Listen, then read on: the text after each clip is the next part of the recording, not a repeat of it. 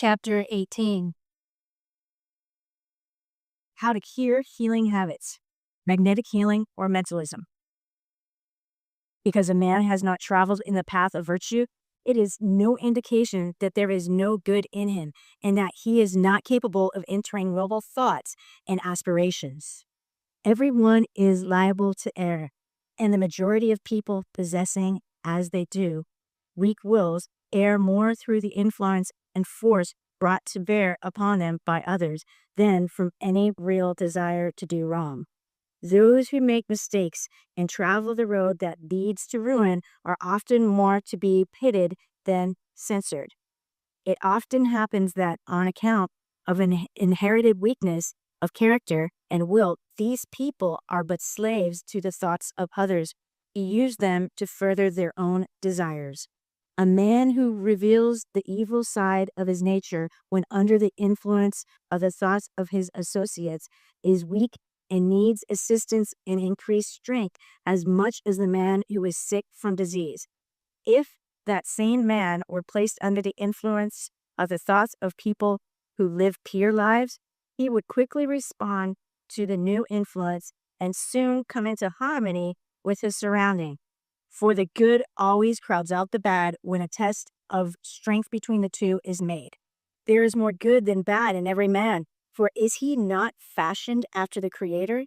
The good in some is latent, and but awaits the right influence to encourage and develop it.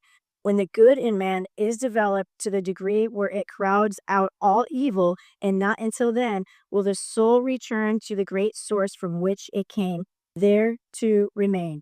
If one wishes to cure bad habits in others, it is absolutely essential that his mind and thoughts be pure, for he cannot convey to others that which he does not possess. Every mind is constantly occupied with thoughts of some character, and these thoughts control the man. Hence, the secret of curing bad habits lies in keeping the correct thoughts in the mind of the sufferer. Pure thoughts can be encouraged by means of pure environments and pure mental associates. Change the thoughts, and the evil will disappear and good habits take its place.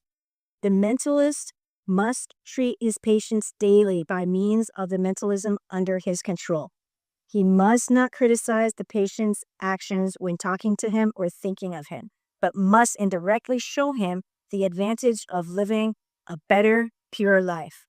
He must encourage the thoughts of the unfortunate into new and pure channels and thus divert his mind from the old associates and his morbid line of thought.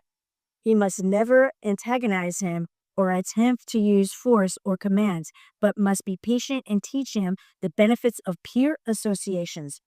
All conversations carried on within his hearing should be elevating and not depressing.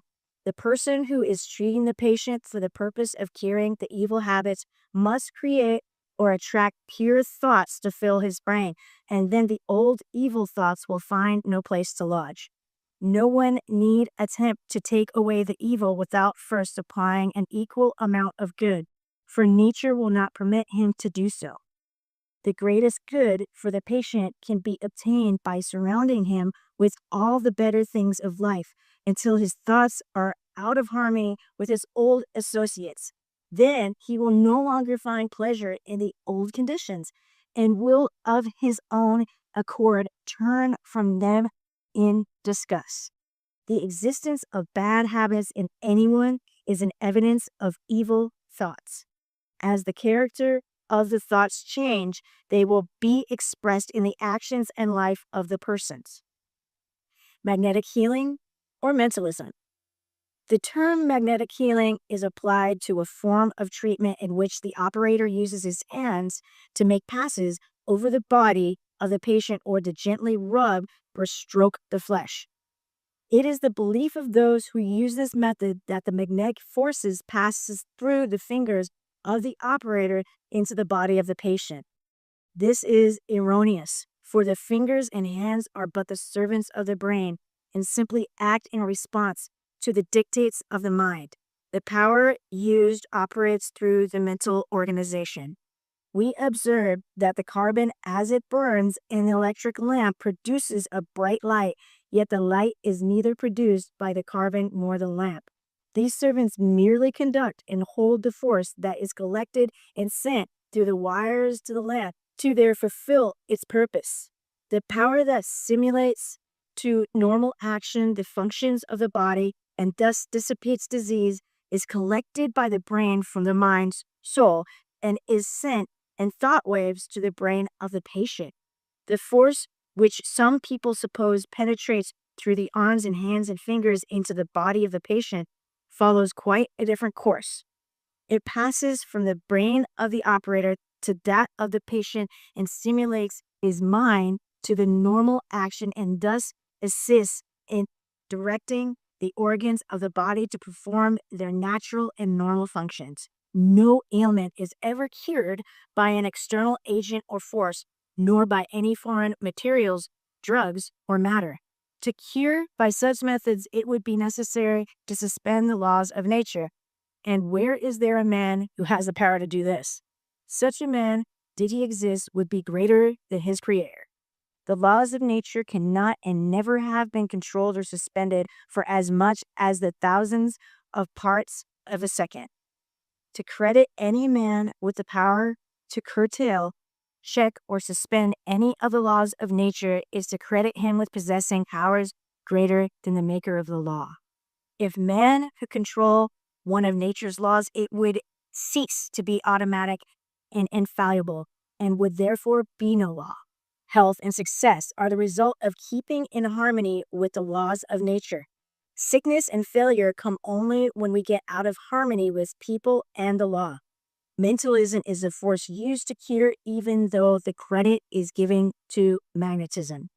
All action must be taken place through the mind, for the body has no independent power of action or locomotion. To attempt to cure disease by treating only the body would be equal to trying to destroy a tree by cutting off the leaves. More leaves will grow on the tree unless one goes down to the very roots and exterminates the cause.